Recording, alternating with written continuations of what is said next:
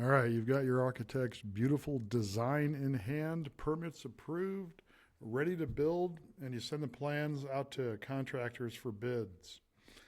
And every single one comes back $200,000 over your budget. Now what? That's the moment when homeowners realize they should have shared their real budget number from day one. Because in the self guided path today, we're going to be talking about coordinating budget between architect and the contractor. That's your job. I'm Bill Reed, and today on the Awakened Homeowner, we're talking about the self guided path, what, when it's brilliant, when it's a disaster, and how to know the difference.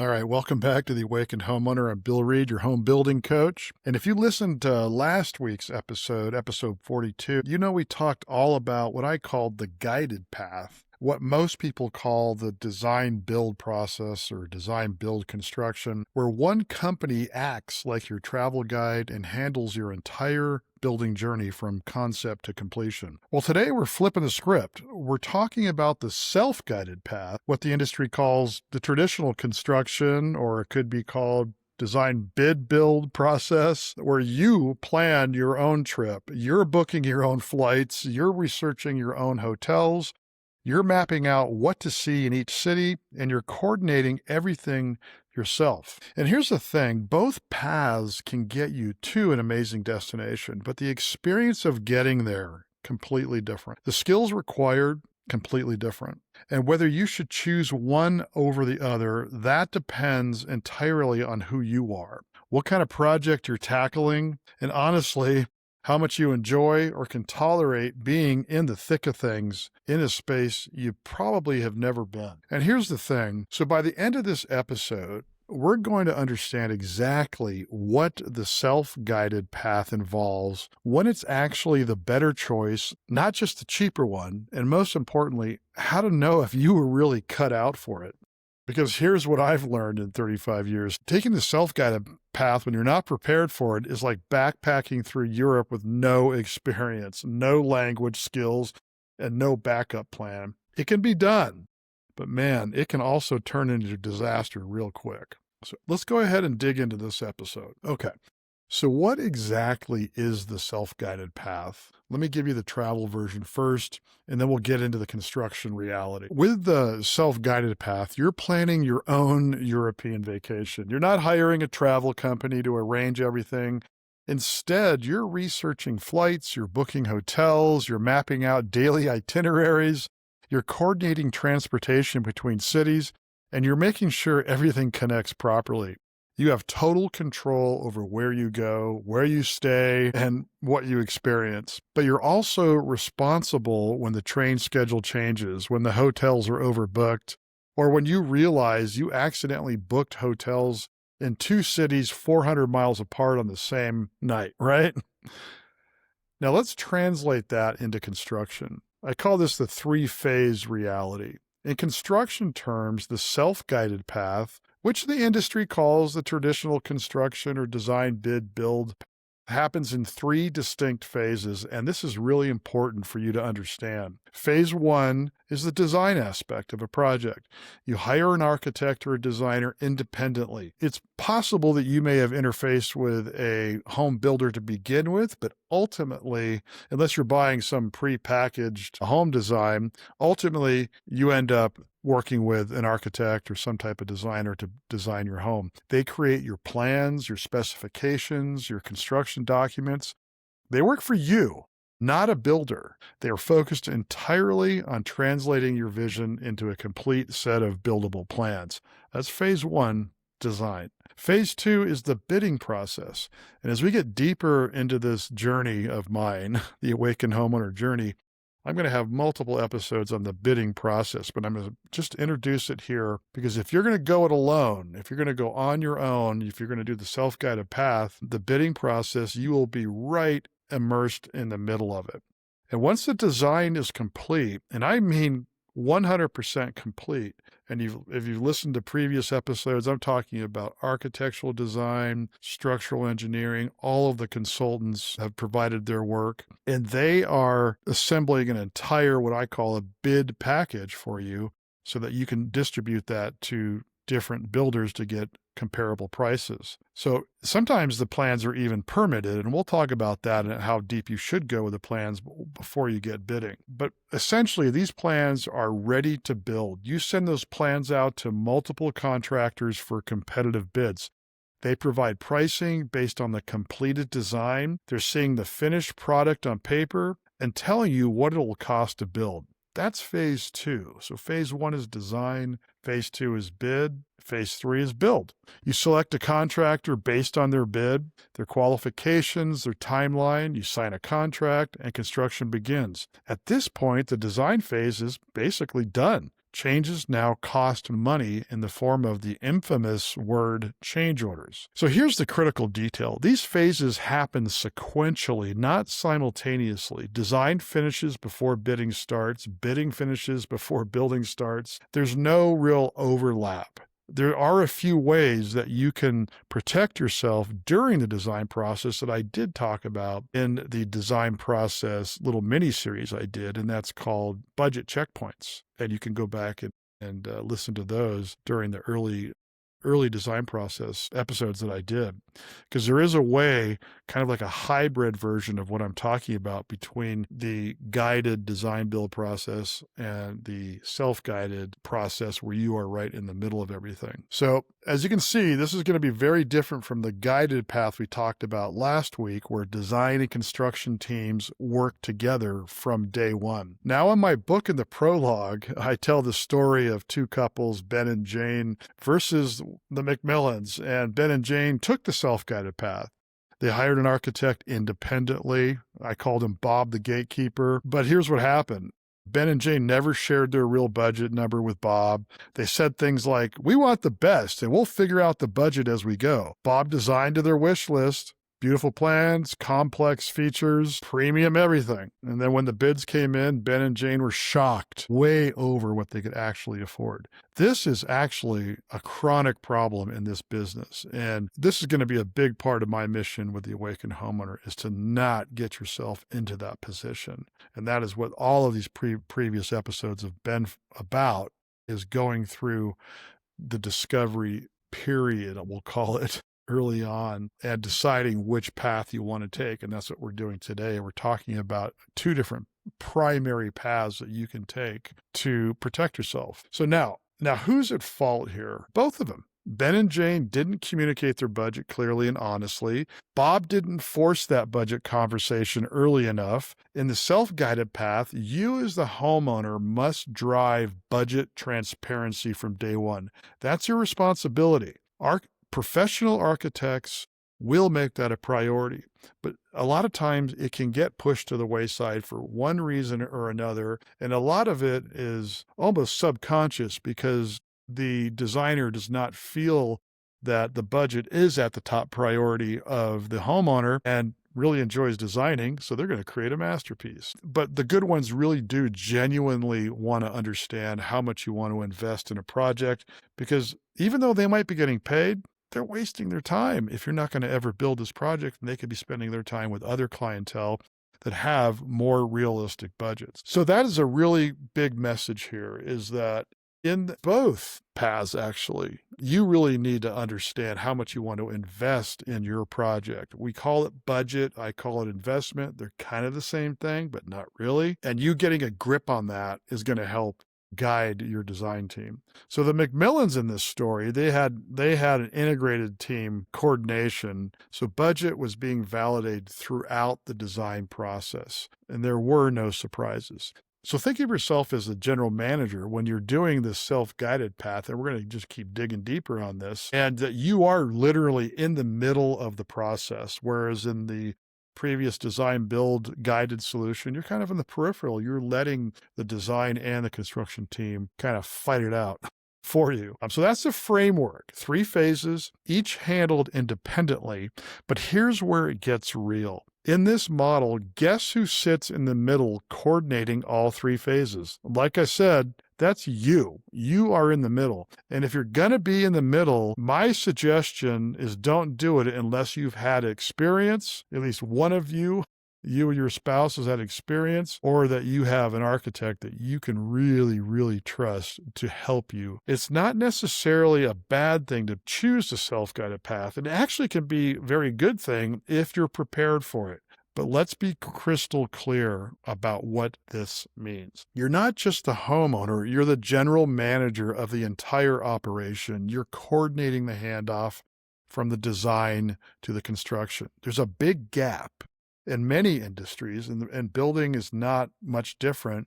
You've got the whole design and engineering side, and then you've got the handoff to the production side, and there's a really big gap there that needs to be managed. And this is what we're talking about, is you are in the gap. So you are coordinating the handoff from design to construction, like I said. And you might want to go back into episode 27 when we talked about construction documents and the critical transition moment. You're managing that transition. You're the one making sure the baton passes smoothly. And what I mean by that is the last stage of the design process is called construction documents, or sometimes people call them construction drawings. This is the final stage of what your architect and your designers and your interior designer, engineers, and consultants prepare, is a complete set of construction documents that gets converted into your quote unquote bid set of plans for you to get costs. So you facilitate the communication between your contractor and your architect when questions arise during construction. And believe me, questions will arise. And if they don't, that's a good time to run from that particular contractor or builder, because if they're not asking questions, things are going to come up that should have been asked. And that means they probably haven't studied the plans to the level of detail that is required when you go to provide a bid for a complex single-family residential custom home project. You will make the final decisions when the professionals disagree, and they will disagree. So you're going to have to participate in all of these interactions. At least I highly recommend that you participate in all these actions so that you are aware of what's happening. And don't forget, there's only one person that bears the financial risk if information is incomplete or wrong. Take a guess, that's you. When you're hiring your architect and contractor separately, when you're taking this traditional construction method, you're taking on coordination responsibility. That comes with both power and risk. The power to make all decisions, the risk when things fall through the cracks. And as you can imagine, if you are going to be right in the middle, you're going to be literally orchestrating your dream home, which happens to be the subtitle of my book, little plug there, The Awakened Homeowner. You need to know how to read the music. You may not know how to play all of the instruments in the orchestra, but you need to know when something sounds funny and to be able to call it out and say, tell me more about that. Why does that sound like that? What is going on over here? And one of the biggest things that falls through the cracks, budget communication, because here's the reality. If you don't share your real budget number with your architect up front, they're designing to your wish list, not your wallet. And that's not their fault. That's on you. Now, I know that some of you are thinking, hey, Bill, this sounds like a lot of responsibility. Why would anyone choose this path?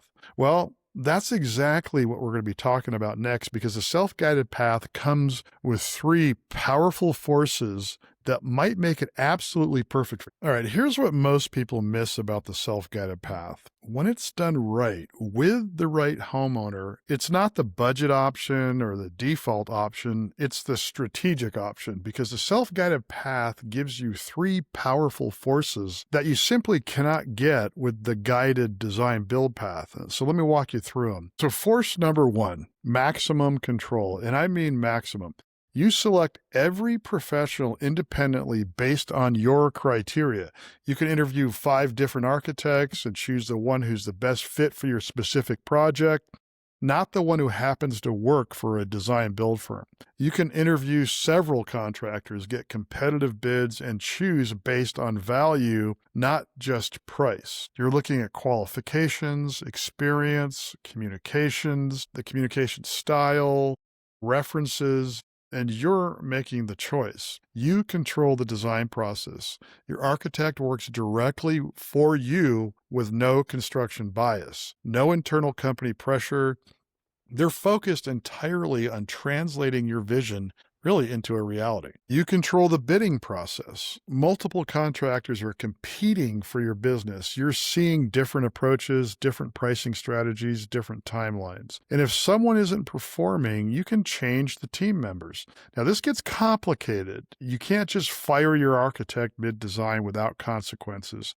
But you have options that don't exist when you're locked into a single design build company. So, here's like a real life example. I had clients a few years back who were designing a highly contemporary home, very modern, very clean lines, lots of glass, flat roofs, the whole contemporary aesthetic. They interviewed 3 architects. The first 2 were great architects, very talented, but their portfolios were heavy on traditional residential work. Beautiful craftsman homes, Mediterranean villas, that kind of thing. The third architect specialized in modern residential projects and even did some commercial projects as well, like retail spaces, and absolutely nailed the contemporary aesthetic these clients wanted. His portfolio showed exactly the kind of clean, modern design they were after. So in a design build firm, you're limited to their in-house design team or their preferred architects. Self-guided, you can cherry pick the specialist who's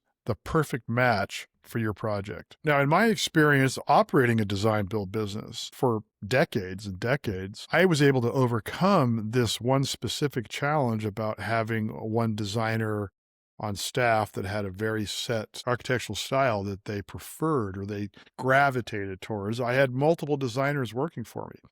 So in a lot of the projects that I did a lot of very large residential remodels and renovations in the Silicon Valley area, and I had multiple designers.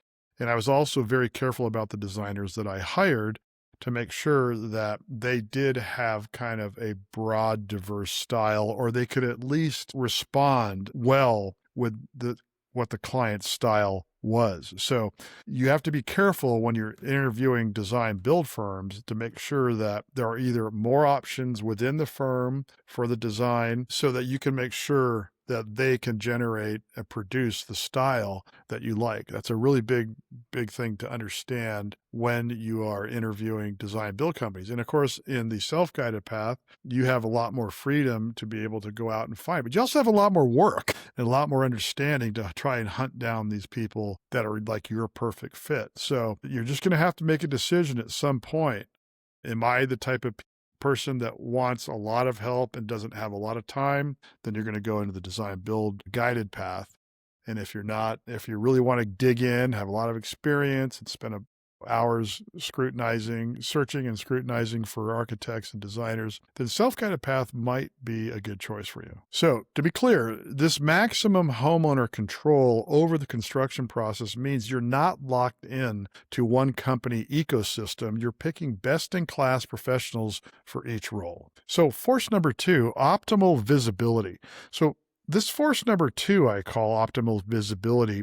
You see everything happening in real time because you are the hub connecting all the spokes. You attend every design meeting. No decisions happen behind closed doors. You're in the room when your architect presents options. You're part of the conversation. You review every bid side by side, complete transparency on contractor pricing. You see exactly how contractor A approached the project versus contractor B versus contractor C. You see exactly where the money goes. Itemized proposals from independent bidders. You're not getting a single lump sum from a design build firm. You're seeing line item breakdowns that show exactly what things cost. And when professionals disagree, you're in the room when conflicts surface. So here's the difference. In design build, costs are developed internally. The design and construction teams work it out behind the scenes, and you see the final number. Here's what your project will cost. The self-guided option, you see 3 different contractors' approaches to the same project. One contractor proposes premium windows with standard cabinets. Another proposes standard windows with premium cabinets. A third proposes mid-grade everything but throws in the upgraded countertops. You're seeing the trade-offs in real time. You're making informed decisions about where your money goes based on your priorities. Is the views out those windows more important than the custom cabinetry? You decide because you're seeing the actual numbers. The optimal visibility into your building process means you understand not just what things cost, but why they cost what they do. You're learning, not just improving. Now, one of the things that's really important about a self-guided path that you would take is, of course, you're heavily involved in the middle. You are the hub of all the spokes, and you should know a little bit about what you're doing. But one of the things that's really critical, and really critical in both paths, but especially in the traditional path, the self-guided, the accuracy, the thoroughness of the plans and the material specifications are especially important, because you're going to be handing these plans off to 3 or 4 different contractors to provide you a proposal to bid your project. And your expectation is that you want them to provide a proposal off of these plans, and you want to be able to compare one contractor to another. So you don't necessarily want a lot of deviation from the plans, at least in the beginning, until you're able to obtain all the proposals, review them, scrutinize them, and then maybe make some decisions. And hopefully you've got many questions that have been presented to you by the 3 different contractors, and you can assemble all of those. And that goes into the bidding process that I'll be talking about later. All right, let's talk about force number 3, increased accountability. Now, the increased accountability, now this one's a bit paradoxical, because stay with me. Competitive bidding creates accountability. Contractors know they're being compared against other contractors. They know they need to sharpen their pricing, be thorough in their proposals, and present themselves professionally. You're creating competitive pressure that can work in your favor. Independent professionals have separate reputations at stake. Your architect's reputation isn't tied to your contractor's performance. Your contractor's reputation isn't tied to your architect's design. Each one is protecting their own professional standing. If you structure it right, and we'll talk about this in a bit, architects can act as your advocate during construction. They can review the contractor's work, ensure it matches the design intent, and catch problems before they become expensive mistakes. And keep in mind, too, that if you do want to be the type of homeowner where you are the hub, you are in the middle of it, and you are interested in the whole process, you can hire your architect. And this is usually kind of outside the scope of normal architectural services to get a set of plans and specifications created.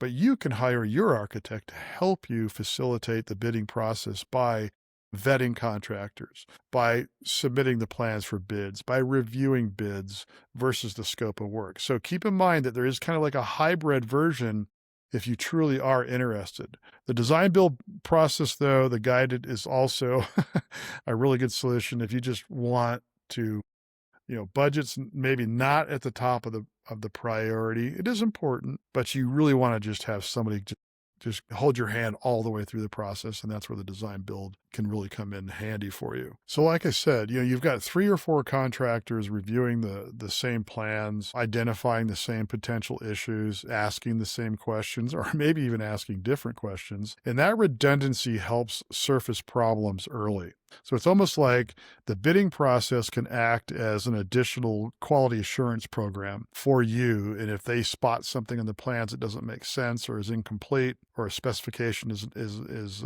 absent from the plans, hopefully they ask. And pay attention to the ones that ask more than the others, because that means they're probably reading the plans more. So there you have it. Control, visibility, accountability. 3 powerful forces. But, and this is critical, these forces can come with trade-offs and responsibilities. Let's talk about what you're taking on. Okay, so we've talked about the power. Now let's talk about the responsibility. Because here's the reality. The self-guided path can be incredibly rewarding or incredibly stressful, depending on whether you understand what you're signing up for. Let me walk you through the 4 biggest coordination challenges. All right, let's talk about challenge number 1. This is the design to construction handoff.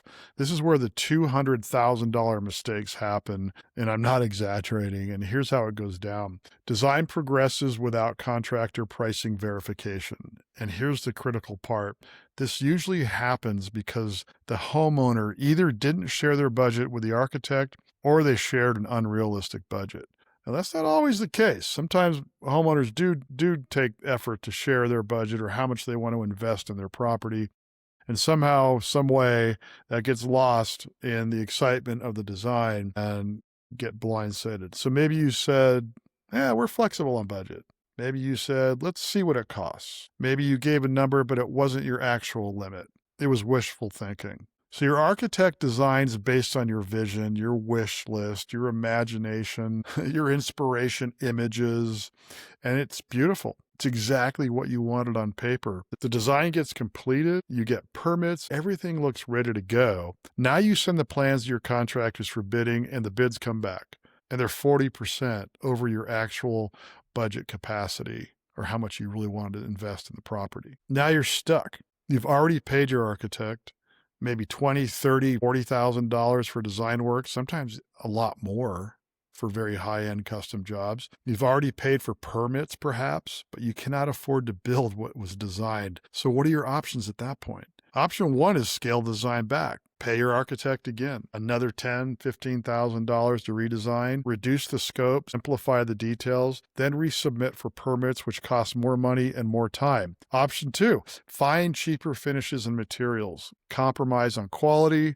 Maybe that beautiful custom tile becomes a standard tile. Maybe those hardwood floors becomes luxury vinyl.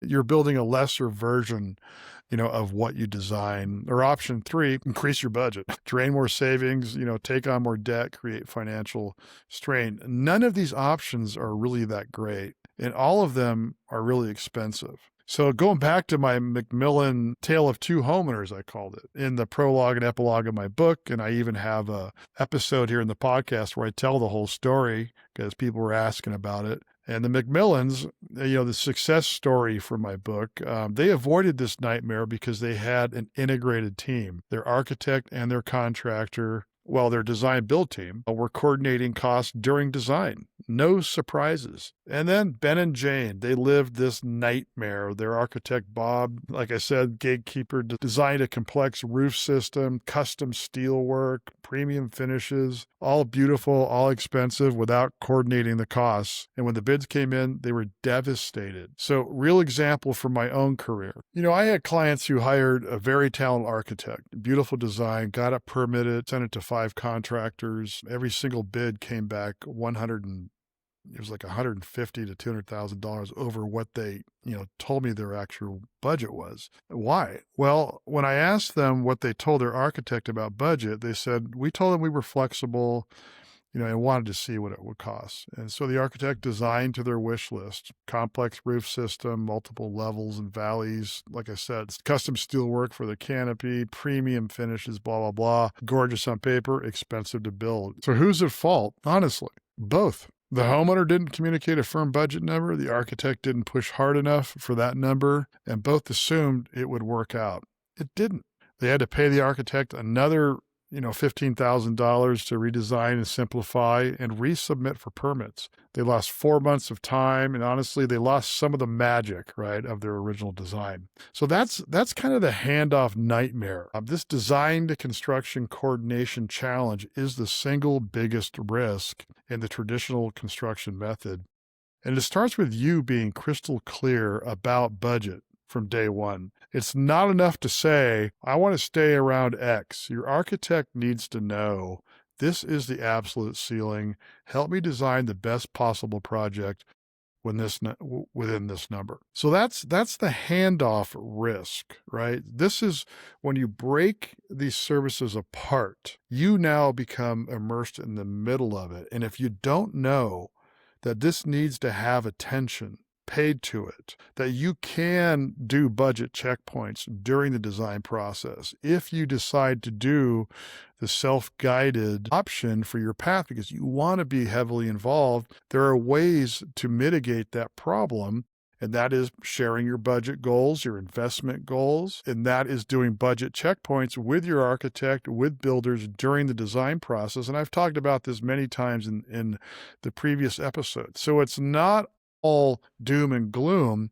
if you decide to go that path. But I just want you to be aware that there's ways to manage that if you do that. But there's a lot of other aspects of the self-guided path that can blindside you. This is why it's best for homeowners that have a lot of time, a lot of interest and experience. So that's like the handoff risk.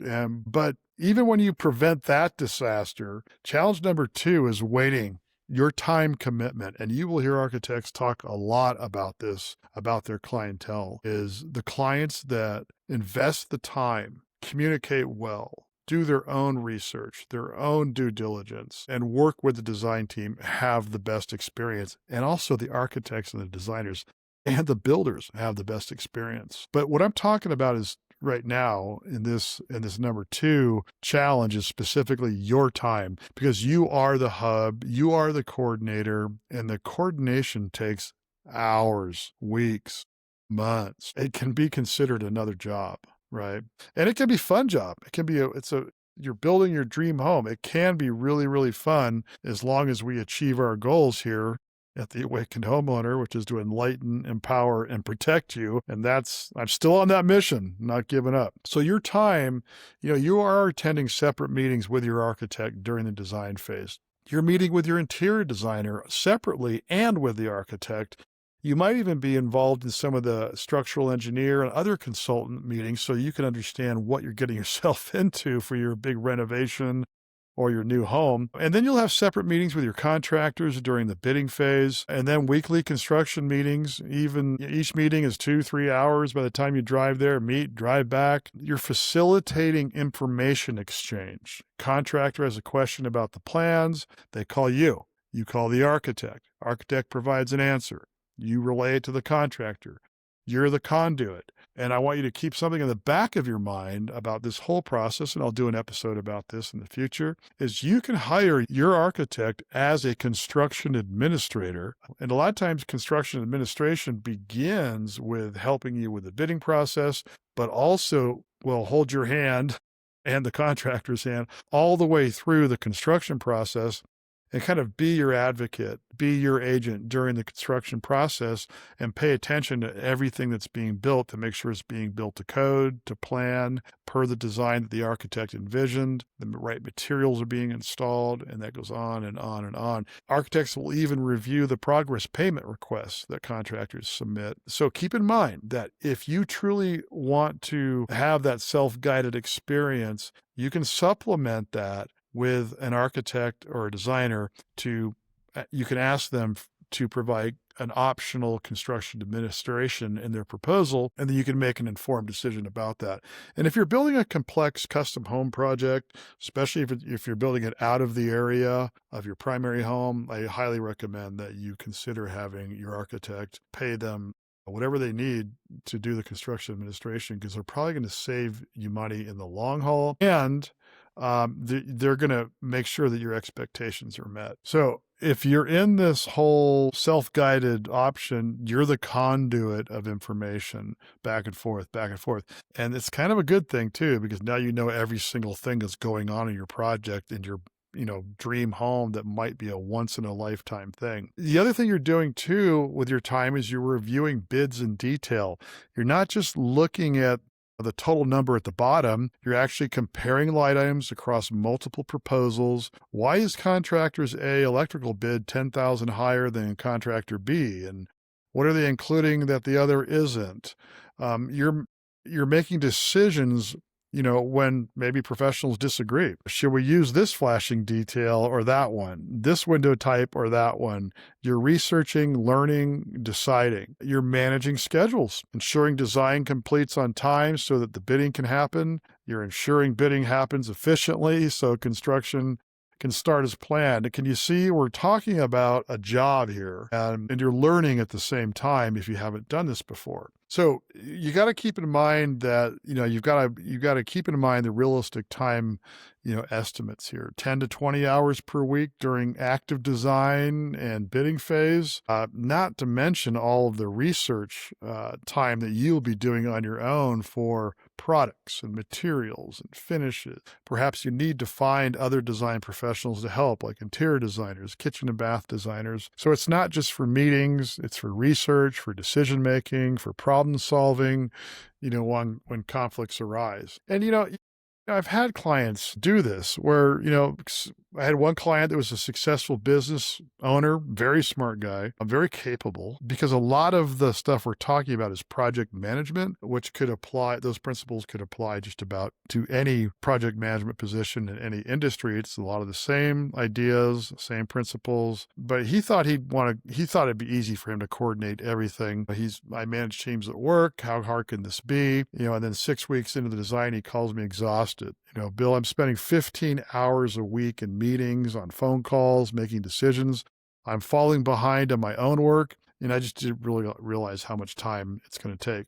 He was discovering that managing a building project as the homeowner coordinator requires substantial time investment. It's not passive, it's active project management. In this industry, you just don't want to cut somebody loose on your, $1 million investment or whatever. You have to really be on top of people to make sure that they are building things properly, to code, and you can't just rely on the building inspectors 100% to ensure that all that's happening. Another challenge in this self-guided path is managing professional disputes, right? Time is one thing, but challenge 3 is what keeps people up at night. Disputes. When your architect and your contractor don't agree, guess who's refereeing? You are.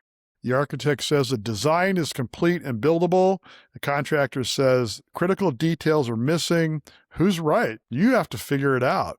And the contractor requests changes during construction. The architect says those changes compromise design intent. Do you allow them? You decide. Something goes wrong during construction. The architect blames the contractor's execution. They didn't build it according to the plans. Contractor blames the architect's design.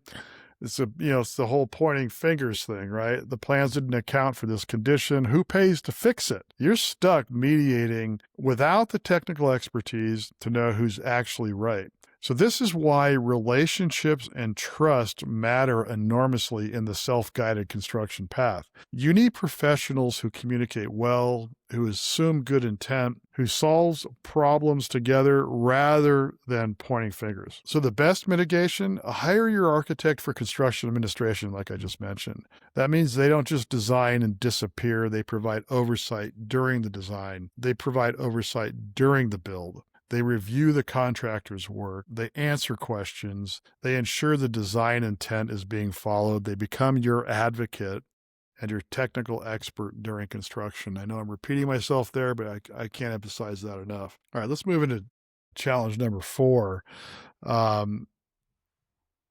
Disputes can be stressful, like I mentioned, but challenge 4 hits your wallet directly, and that's the old change orders. In the self-guided path, you bear the financial risk when information is incomplete or wrong.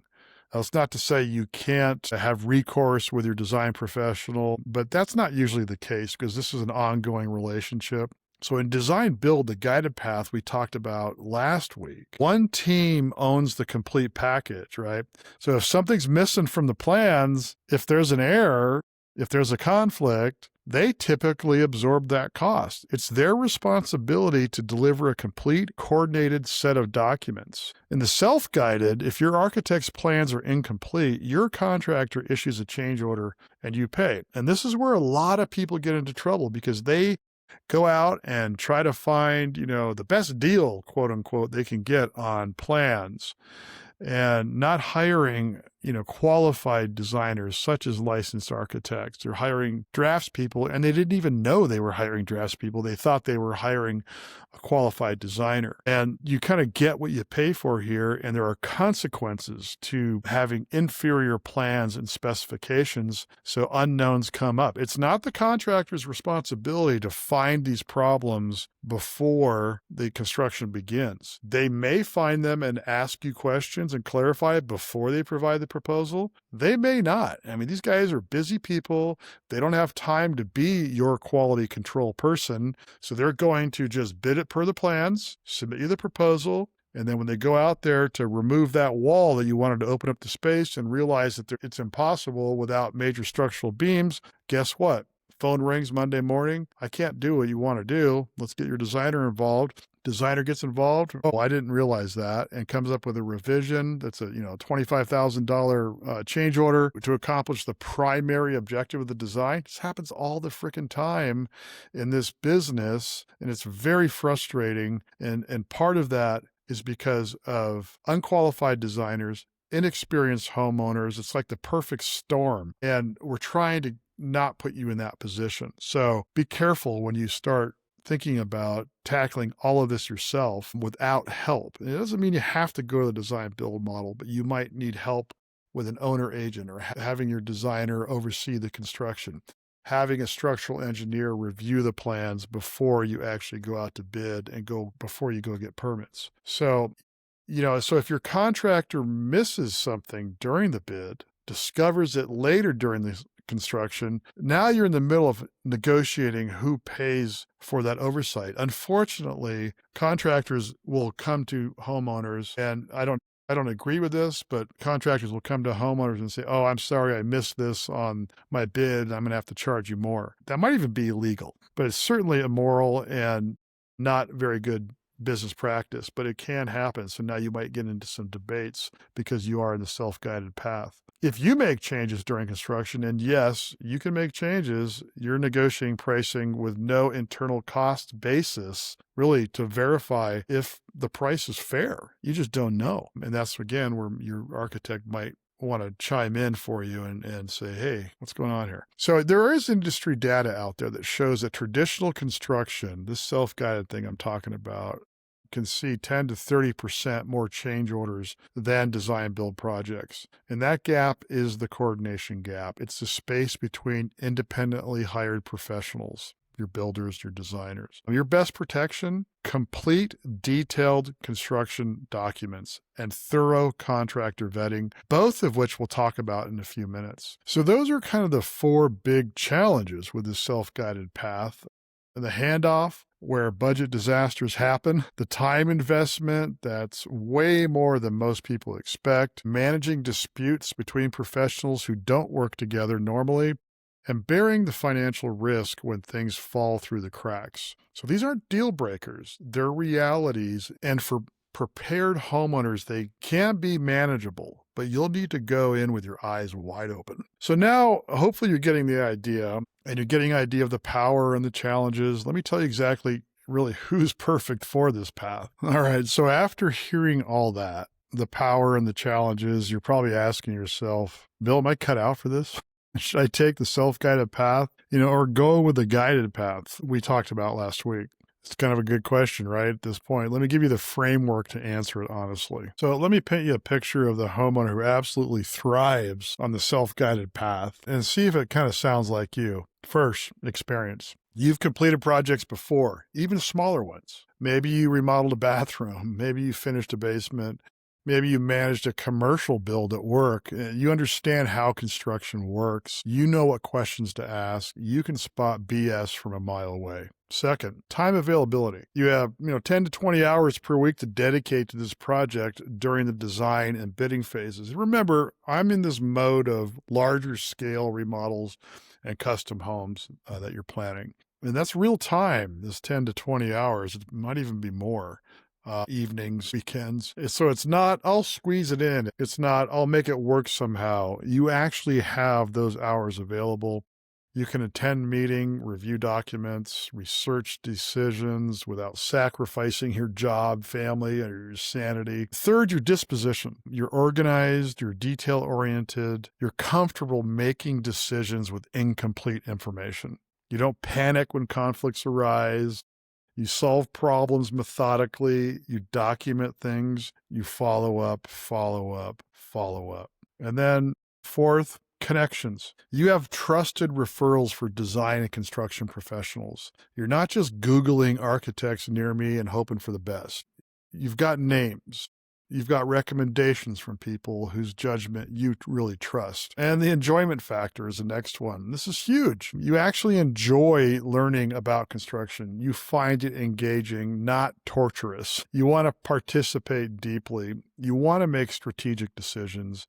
This isn't something you're dreading. It's something you're excited about. And then sixth, the project type. Your project is relatively straightforward, not a whole house gut remodel, not a complex custom home with challenging site conditions. Maybe it's a kitchen remodel, maybe it's a room addition, maybe it's a bathroom renovation, clear scope, manageable complexity. And that said, if you are planning a custom home project, a brand new custom home project, it's not to say that you can't take this self-guided path to it. In some respects, building a new home can be easier than remodeling an existing home. And for obvious reasons, all the restraints and existing conditions that you have to fight with. But the project type is going to directly relate to your experience for your decision on the path that you're going to take. So those are some basic principles of an ideal self-guided homeowner. And the ideal candidate for the self-guided building approach has some combination of experience,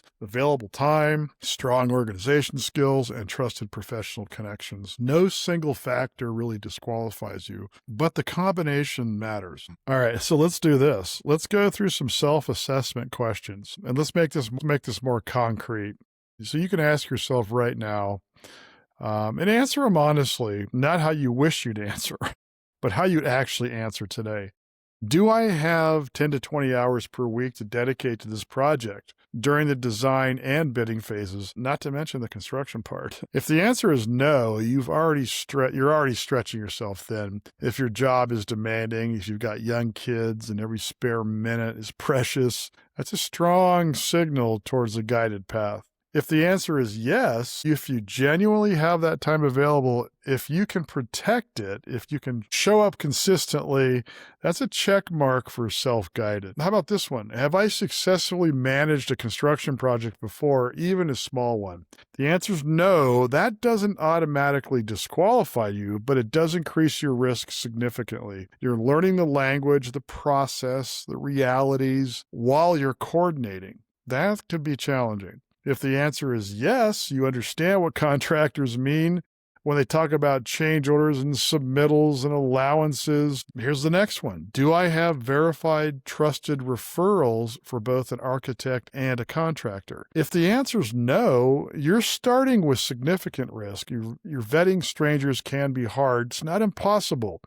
But if you listen to some of my previous episodes and upcoming ones about how to vet design professionals, we can put you in a good place. But you got to remember, you don't know what you don't know, so it's hard to formulate questions when you don't fully understand the process. But if the answer is yes, if someone you trust says this architect is fantastic and this contractor is reliable, you've dramatically reduced your selection risk. How about this one? Does the idea of coordinating between multiple professionals energize me or exhaust me?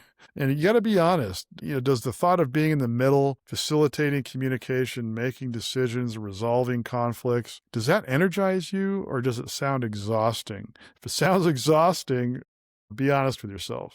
That feeling will multiply 10 times during the actual project. You'll be living it for 6 months, 9 months, maybe a year or more if you're building a big home. If it energizes you, though, if you think, actually, I kind of enjoy that, I can handle it, you might thrive with the self-guided path.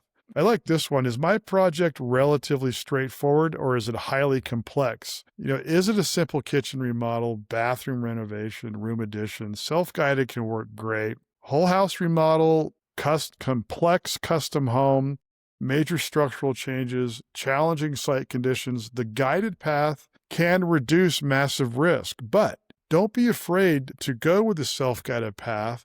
But when you get into the bigger, more complex projects, position yourself by having your architect help you with the construction administration, the bidding process. Bring in a general contractor, a home builder during the design process, or maybe more than one, and consult with them, pay them, consult with them to help you with this process because they're a whole nother set of eyes and ears listening and watching what's going on with the design process. and they can really be of value and worth paying every penny for their help. So just because a project's larger does not necessarily mean you need to just automatically go to the design build guided path, because that doesn't necessarily work best for bigger projects either. So these self-assessment questions, I found help homeowners make an informed decision between traditional construction and the design build process based on their actual situation, not assumptions or, wishful thinking. Now, when self-guide is actually better, let's talk about that. All right, so you've assessed yourself, but here's one more critical piece. There are specific situations where self-guided is actually better regardless of whether design build is available. And let me tell you when. When you have exceptional professional referrals, so you know the exact architect who's perfect for your aesthetic. You know the exact contractor who specializes in your project type. Don't dilute that with a design build firm's in-house team. Go get the specialist if you can factor in some of those other elements I just talked about, such as your time. If competitive bidding is important to you, this could be a strategic reason to go down the self-guided path. You may have budget constraints. You need to see the market pricing. You want leverage to negotiate. 3 competitive bids give you information and power, but don't forget that if you don't have thorough, complete plans and specifications, that you're not getting questions asked by your designs and especially your construction professionals, your competitive bidding could be way off base, and you could end up inadvertently selecting the wrong contractor because you find out they didn't really include everything. And, when you're experienced and you enjoy the coordination effort, this is something, that some people really do enjoy. Perhaps you do that in your job, your everyday job, and you feel like you can tackle it. You like being the general manager. You really want to learn all about this process. There's some things and there's some people that they don't want the design flexibility constrained too early. They really truly want to explore their options and ideas. And we would do that with clientele. We would ask the question, how much do you want to invest in your home? How much do you want to invest in this project? And a lot of people would scratch their head. And it's not necessarily that they didn't want to share their budget. They genuinely didn't know. And it's because they haven't been given an opportunity to see the value in the design solutions prior to designing a project. So with that case, we would ask the client, well, there's one other option we have, and that is we can not let the budget constrain us to begin with and show you what the possibilities are. I mean, within reason, right? We're not going to build a 4-story house and put a basement in it. Maybe we are, but we can come to you and show you the possibilities, and then they can decide if that's a valuable solution for them. We can do preliminary budgeting. So this self-guided option can be a really good solution for people like that. But maybe budget's not the top priority. It is still up there, but you don't want to handcuff your designer too early to propose design solutions. So that's another one that I feel is really ideal for that principle actually could work for a design build and, the guided and the self-guided path. So keep that in mind when you're considering what path you're going to take. Keep it in mind when you're talking with your design professionals early on. All right, Hal, let's talk about when to avoid self-guided. Here's where you should strongly consider the guided path instead. Maybe it's a big, huge, gigantic project, and you have no experience. It's your first big project. You don't have any time. You're traveling for work, you're a demanding job, your kid's at home, no trusted referrals. Maybe it is a really big project. Like I talked about, you just have a low risk tolerance, right? You don't want to get in the middle and have a lot of things coming at you that are going to blow your budget out of the water. And maybe you have a design and build firm with a really exceptional reputation and you trust them. That might be another reason you go that direction. So if all these factors describe your situation, the traditional construction methods, coordination challenges might outweigh its control advantages. So the guided path reduces your risk significantly. All right. So now you have the complete framework, right? You understand what self-guided is. You understand the power it gives you. You understand the challenges it brings, and you understand whether you're built for it. You now have the framework to make decisions intelligently, not based on your budget alone, not based on what your neighbor did, based on who you are and what you're prepared to take on. And I'll call that making an awakened decision. Now, let's talk about a little bit about strategies for the self-guided success that you should take if you really think you're going to want to do it. I'm going to give you like 7 strategies here. I'll try to make it quick here, but will dramatically increase your odds of success. And these go back 35 years of doing this, seeing all of the different ups and downs and horror stories. Strategy 1, and I've said it a million times, complete your discovery steps before hiring anyone, including establishing your real budget or your investment goal for your property. Don't hire an architect until you know what you want and what you can actually spend. Do the personal profile work, the property profile work, the dreams and visions work, and critically budget your framework, your real budget. Not, we're flexible, we don't know, or let's see what it costs. Get it down to kind of a real number. And when you hand your architect a completed discovery package, that goes back to my very first episodes in this podcast. It's the whole first section of my book. And this is kind of the secret of the awakened homeowner methodology. But if you complete this package that includes your honest budget number, here's who we are, what our property offers, here's what we want to create, and here's what we want to invest in this property. They can design efficiently, accurately, and responsibly. Your architect kind of becomes your budget partner, not your enemy. There's not this like looming thing that it's like the elephant in the room that nobody really wants to talk about or address. You've got that on the table. It's fresh. And, maybe it's the point where they say there's no way you could do your project for that. In fact, that frankly happens a lot, but at least you're getting it out on the table and then you guys can talk together about solutions. But that they're starting to work with your constraints to create the best possible design within your means. Or you may ask them to provide you options that you hadn't thought about that might exceed your budget, but you really want to understand the value of those, like I talked about earlier. And this whole process I'm talking about, this discovery process, is what I'm building into the BuildQuest application that I'm developing, that we're deep into development now. You'll be able to just do all this within minutes on the application and find your pros. And it's going to be really exciting, but that's coming soon. That's not out yet. Trust me, if you sign up, at least to join our mission here, I will add you to the list to do a beta testing. Here's a strategy 2. Demand complete construction documents. Incomplete plans equal change orders equal budget disasters. And go back to some of my episodes like 27 where we talked about construction documents. The complete package of drawings and specifications and details, demand that from your architect, and that's normally what they would provide. But if you start to get a ton of questions from a builder or contractor, now you're starting to figure out that maybe those plans aren't thorough enough. Here's a strategy 3. Engage a contractor during the design for the early pricing. This is a big one that it's just more work for you, but not only do contractors come in and are interested, especially if you compensate them for a consultation fee, but they're also great value engineers. They can say, well, have you thought about this? They can do preliminary budgeting. It's not set in stone, but at least it's, $500,000, not $200,000. And that one of the things too is a lot of most architects have a little group of builders that they work with. And now we're killing 2 birds with 1 stone, right? We've got an architect recommending a builder, and that builder's, because there's a relationship there, is usually more apt to participate than somebody out of the blue that doesn't know if they're ever going to get compensated for their time or ever even get the project.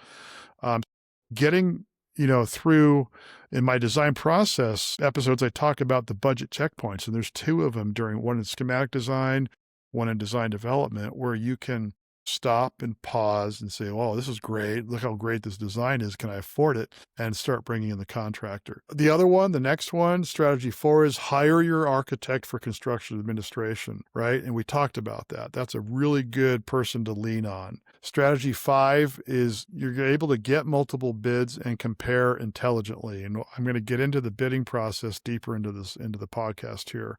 that I'll give you specific instructions on how to go about doing that. Strategy 6, invest in detailed contracts so that you understand, everybody understands the scope, the payment schedules, the change order process. And I don't think I've talked about that yet, but that's coming too. And strategy 7, you want to have good communication systems in place so that you can manage the process yourself and document regular weekly meetings. Nowadays, you can even do Zoom calls and you can record the meetings and download the transcript and dump it into AI and tell it to summarize it for you. I mean, there's so much productivity tools out there. All the more reason why a homeowner could tackle a project on their own with a lot of the AI solutions out there. So those 7 strategies are your playbook. These are going to help you tackle this project path if that's what you decide to do. All right, so with all that in your back pocket, let's wrap this up. Over the last 2 episodes, episode 42 on the guided path and today's episode on the self-guided path, I've given you the complete framework for making one of the most important decisions in your building journey. How are you going to structure your team? This choice is personal. And here's what I want you to understand. There is no universally right answer. Both paths work. Both can lead to amazing results. Both can lead to disasters. The question isn't which is better, it's which is better for you. The guided path, design build, gives your team a streamlined coordination, built-in accountability, faster timeline. You're paying a premium for convenience and integrated expertise. Maybe it's a premium. Everybody still has to get paid in both paths. It's your level of involvement and the time that you have and the expertise that you have, which is a big part of your decision-making process. I'm not going to say it's a big difference in price because it may not be. The self-guided path, traditional construction paths, gives you maximum control, competitive bidding, complete visibility. But you're taking on a more time commitment, right? And you're bearing that coordination risk.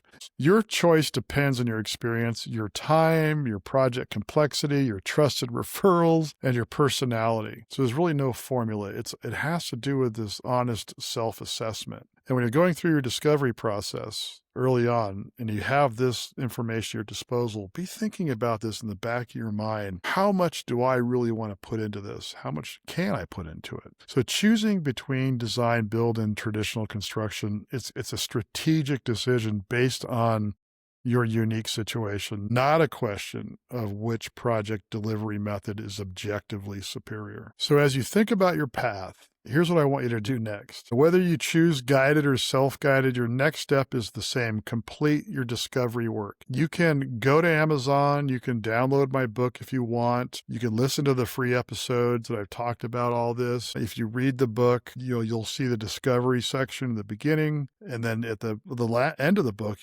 you'll see me talking about the guided and self-guided paths and my framework there, but I've used this episode to really expand on that. And like I mentioned, I've got an application coming. If you want to sign up for that, when I launch it, I'd love to have you because you've been a loyal listener. And you can always email me too. I'd like to get emails at uwreid, it's R-E-I-D, at theawakenedhomeowner.com, and I read every message. And sometimes that gives me topics to talk about. And I love to hear from you. So you can also DM me on Instagram or Facebook or somewhere. Just remember, both paths work. The question is, which is better? It's which is better for you based on your experience, your time, your project, and your personality. Hopefully you're going to be able to make an informed choice. All right, so that's what I have for you today.